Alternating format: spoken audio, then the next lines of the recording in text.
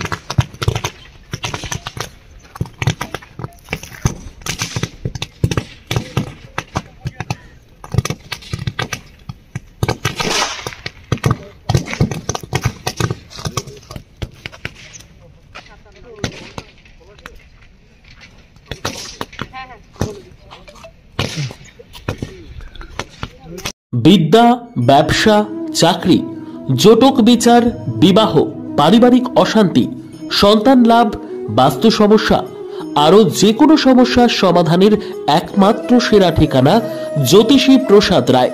আর দেরি না করে আজই চলে আসুন প্রসাদ রায়ের কাছে।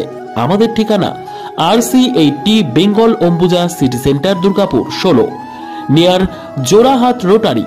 ফোন নম্বর 7407250555 অথবা 9064620444।